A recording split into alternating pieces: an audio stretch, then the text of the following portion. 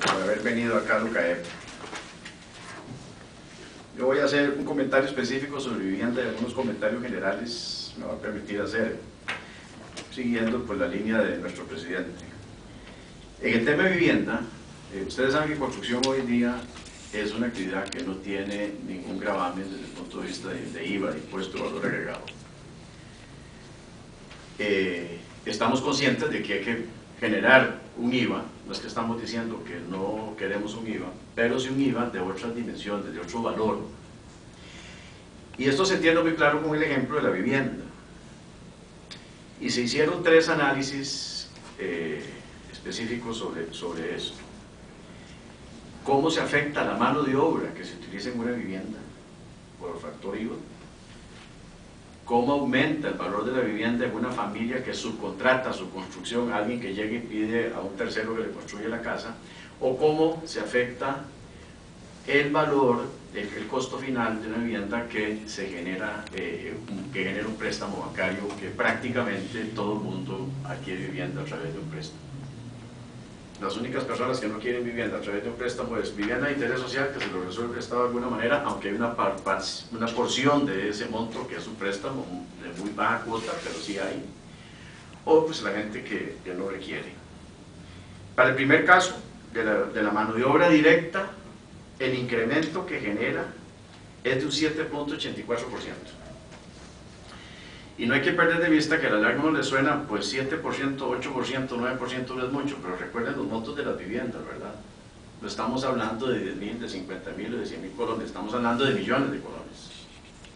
Entonces, este incremento es aproximadamente 3.6 millones de colones, es solo la mano de obra. Si hablamos de una vivienda que subcontrata, que el IVA no solo genera el incremento de la mano de obra, sino hay IVA no solo sobre los materiales que ya pagan impuesto de ventas, pero se genera IVA en transportes, en servicios, en subcontratos, en otro montón de actividad que genera construcción a la par, y ahí eso sube al 10.66%.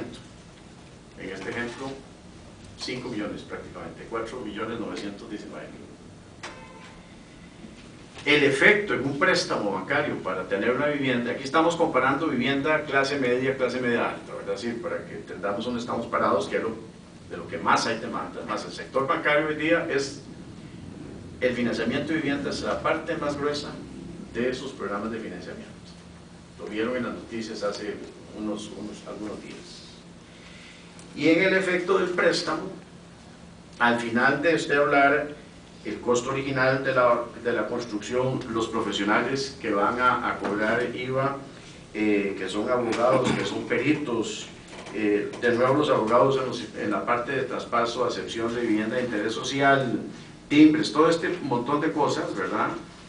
Además el impuesto de traspaso que se está queriendo subir del 1,5% al 3%, etcétera, eso genera un incremento del 12.59%.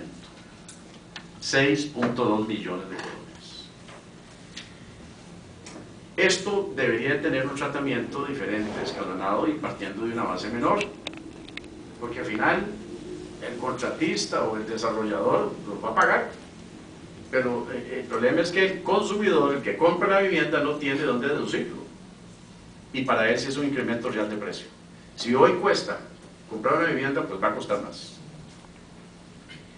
Y yo me pregunto, pues, ¿qué dirá la ministra de Vivienda en este momento con la casa de interés social, verdad? Y eso va a afectar los programas de vivienda de interés social del gobierno.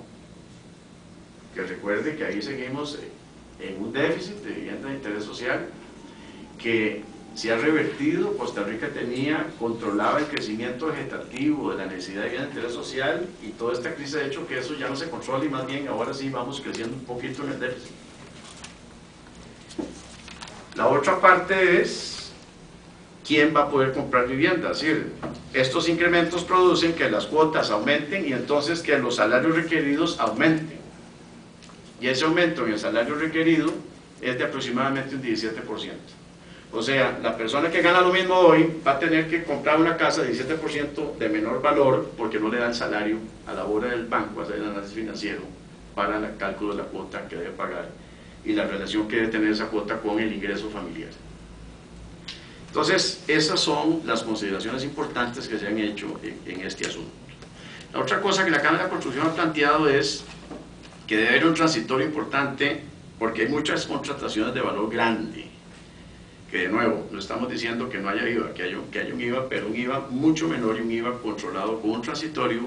Imagine usted lo que es tener un contrato de una obra de gobierno, un hospital, una carretera, que son 50, 80, 100 millones de dólares, y usted presente una factura que tiene que pagar un IVA del 14%, y esa factura se la van a pagar 60, 90, 120 días después.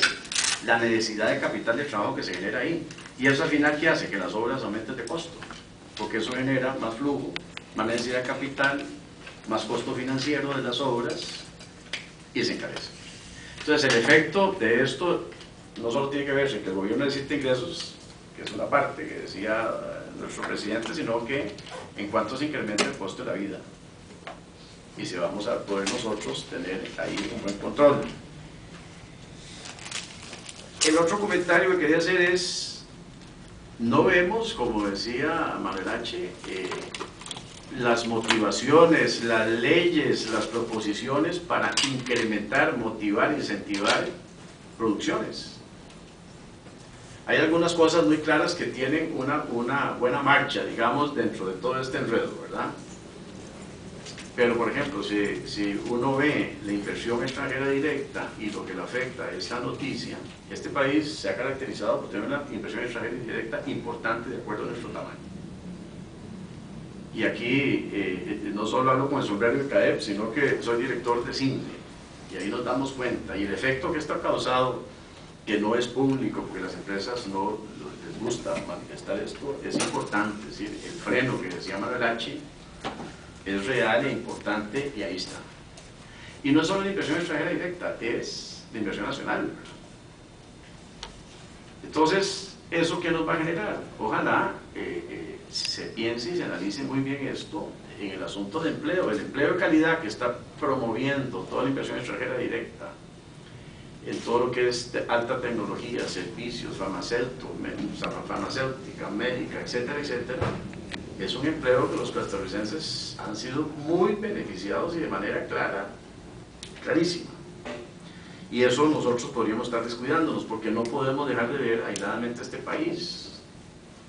Los otros países están promoviendo la inversión extranjera directa, y ahora tenemos dos competidores importantes, que además ya tienen tratado de libre comercio con Estados Unidos, que son Panamá y Colombia.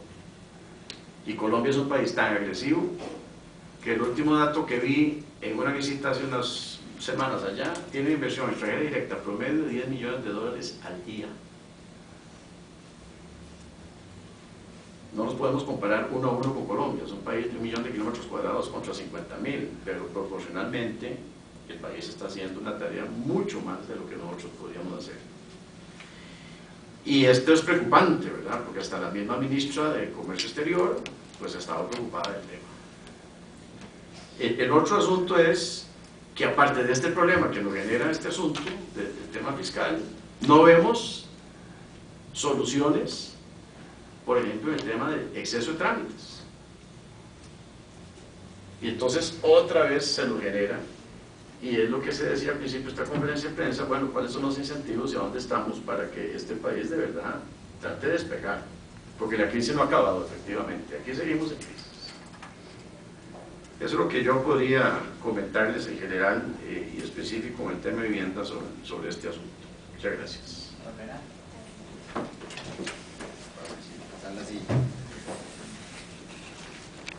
Bueno, igual, muchas gracias por haber venido, y yo voy a ser bastante concreto, seguro por deformación académica. Desde el sector agropecuario, hace muchísimos años se nos indujo a que había que entrar en la apertura comercial, ser eficientes, eficaces y efectivos. Bueno, eso es lo que le estamos pidiendo hoy al gobierno con la contención del gasto, que sea eficiente, eficaz y efectivo, porque el país ya no aguanta cargas tributarias y un gasto desmedido y sin control. Entonces es sumamente importante que tomemos en cuenta eso, que el sector agropecuario no está en total y absoluto desacuerdo en que se cobren impuestos, pero primero hay que cobrarlos, y segundo,